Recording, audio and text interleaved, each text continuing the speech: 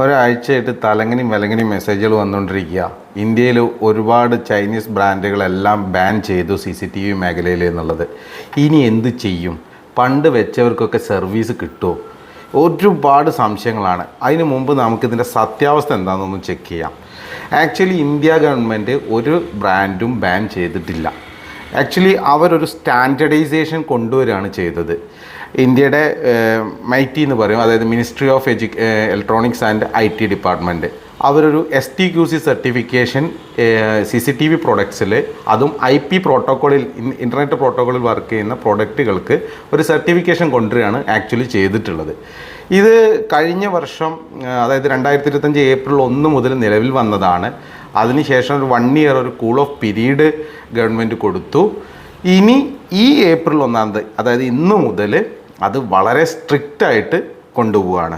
ഇത് ഏതൊക്കെ ബ്രാൻഡുകൾക്ക്, അതിൽ തന്നെ ഏതൊക്കെ മോഡലുകൾക്ക് ലഭിച്ചു എന്നുള്ളത് നമ്മൾ ചെക്ക് ചെയ്യേണ്ട ഒരു കാര്യമാണ്. ഇന്ത്യൻ മാർക്കറ്റ് ഏറ്റവും കൂടുതൽ ഭരിച്ചുകൊണ്ടിരുന്ന ഒരു ബ്രാൻഡാണ് ഇക്വിഷൻ എന്ന് പറയുന്നത്. അതുപോലെ ദഹുവ, അതുപോലെ TP ലിങ്ക്, ഇതെല്ലാം വളരെ പോപ്പുലറായിട്ടുള്ള ബ്രാൻഡ്സാണ്. ഈ ബ്രാൻഡുകൾക്ക് ഒന്നും തന്നെ ഇതുവരെ STQC കിട്ടിയിട്ടില്ല.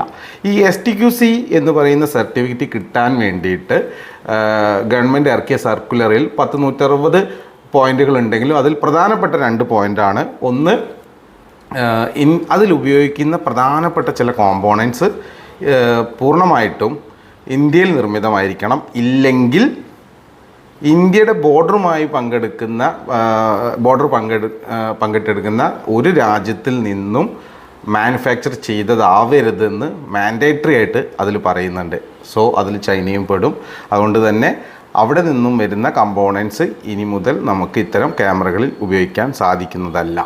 രണ്ടാമത്തെ ഒരു പ്രധാനപ്പെട്ട പോയിൻ്റ് അതിൽ പറയുന്നത്, അവരതിൽ യൂസ് ചെയ്യുന്ന സോഴ്സ് കോഡ്, അത് ഈ സർട്ടിഫിക്കേഷൻ കിട്ടാൻ വേണ്ടി ലാബിൽ സബ്മിറ്റ് ചെയ്യണം. അത് നോർമലി ഒരു കമ്പനിയും ചെയ്യാൻ തയ്യാറാവില്ല.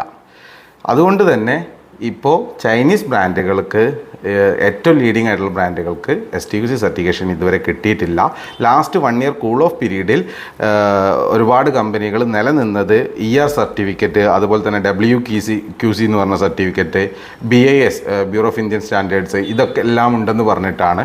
പക്ഷേ ഇന്ന് മുതൽ അവരൊരു പുതിയൊരു ഇതുകൂടെ ക്ലബ് ചെയ്തിട്ടുണ്ട്. ഇപ്പോൾ BISലൊക്കെ ആയിട്ട് STQC ക്ലബ് ചെയ്തിട്ടുണ്ട്. ഇത്തരം സർട്ടിഫിക്കറ്റ്സ് എല്ലാം കിട്ടണമെങ്കിൽ മിനിമം STQC വേണം.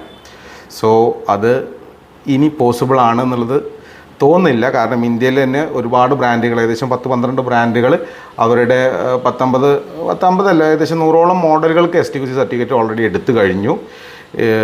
ആ പ്രൊഡക്റ്റുകൾ മാത്രമാണ് ഇപ്പോൾ മാർക്കറ്റിൽ അവൈലബിൾ ആയിട്ടുള്ളത്. അപ്പോൾ ഇനി നിങ്ങൾ വാങ്ങുമ്പോൾ തീർച്ചയായിട്ടും ആ മോഡലുകൾ, ബ്രാൻഡുകൾ മാത്രം നോക്കിയാൽ പോരാ, ആ മോഡലുകൾക്ക് ആ സർട്ടിഫിക്കറ്റ് ഉണ്ടോ എന്ന് തീർച്ചയായിട്ടും ചെക്ക് ചെയ്യണം.